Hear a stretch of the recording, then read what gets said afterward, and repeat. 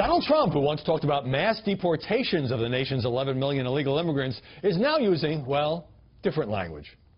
I had a meeting with great people, great Hispanic leaders, and there certainly can be a softening because we're not looking to hurt people. But we're going to follow the laws of this country. Number one, we'll say throw out. Number two, we work with them. Ready? Number one. Number two. I mean, go a step further. They'll pay back taxes. They have to pay taxes. There's no amnesty as such. Government by town hall. Well, that triggered plenty of media reports that Trump had done a 180 on his signature issue. Reports that his new campaign manager, Kellyanne Conway, described as distorted. I just got to keep asking you this, though, because it is important. And for those supporters of Donald Trump who early on loved his hardline stance of 11 million illegals, immigrants got to leave, undocumented workers got to leave, he is no longer saying that. He has changed his position. I hope that they are saying what he says, Anderson, which is that you don't just look at people and try to harm them or treat them inhumanely. He's not flip-flopping on immigration, and he wants to find That seems like a flip-flop. a way to execute on his principles, Anderson, without hurting people. Kelly Riddell, the journalist, loved that word, flip-flop. Yeah. Is it fair in this case to use it when Donald Trump was enunciating one policy and seems to be moving toward another? I think that for everyone who does not like Trump, the anti-Trump crowd, it's a flip-flop. I think that if you're inclined to like Donald Trump, give him the benefit of the doubt, then he's just working out a policy position. He's evolving. He's evolving. Right. You know, he's had a lot of tough rhetoric. He has maintained the wall stance and that Mexico's going to pay for it. Where he's been unclear is this mass deportation. He only has brought up the deportation force in interviews with MSNBC and NBC. He hasn't talked about it on his website with his plan. He hasn't talked about it at rallies.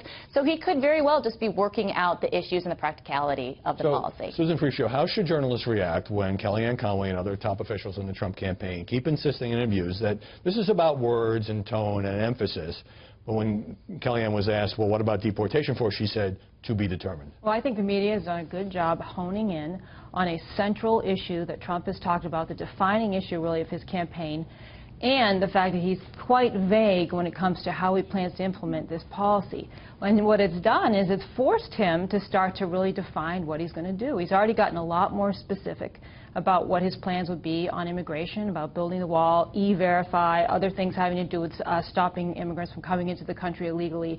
And I think the media played a role in that by really pinning him down on where he stands on this, whether you want to call it a flip-flop or evolving or whatever. I mean, that's what we're supposed to be doing, is questioning them on their stance. I think the media has done an amazing job of keeping it very unclear, and I mean of him keeping it very unclear whether he's flip-flopped or not. We don't know. And I think which is the amazing part? The part that the media has stayed on him. That's a good thing in your opinion. Right. Yeah. And force this sort of back and forth, is it or isn't, and watch these people turn themselves into pretzels trying to explain whether he has or has not changed his immigration policy, I think should leave everybody out there not knowing, which is the truth. They don't know. No one out there who believes he hasn't changed his position, they're probably wrong. But as a campaign veteran, let me just jump in. Don't all candidates move a bit toward the center in a general election? And if that's the case, then the semantic debate is because the Trump people keep insisting, well, it's not a shift in position. Right. They haven't changed position, and they're also doing it with 72 days left. No one's ever done that before. To be fair, Trump's campaign says he's going to have an immigration speech coming up. We don't know when that's going to be exactly. And I haven't seen any evaluation of Hillary Clinton's stance on immigration during all of these stories. There was 5 stories all last week in the Washington Post evaluating Donald Trump on immigration, but where about her on catch and release? And in terms of what she's going to expand upon Obama's executive actions. I'd like to know more about her policy. It's a good point.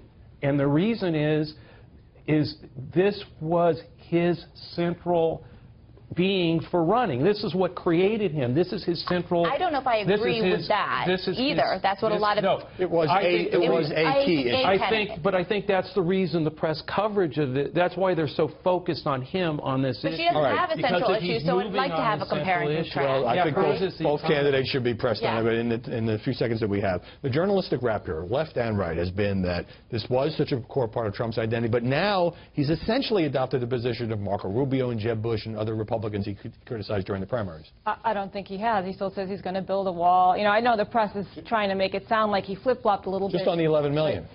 Right, just on what to do. Is there a path to citizenship? He's saying there's not. They have to leave and come back into the country. You know, it's a logical conclusion for the media to leap to because what happened with Jeb Bush and Marco Rubio, Yeah. but it's more complicated You say it's than that. more complicated, which is where we end up here. Right. Great discussion, Kelly Riddell, Joe Trippi, Susan Friscio. Thanks very much.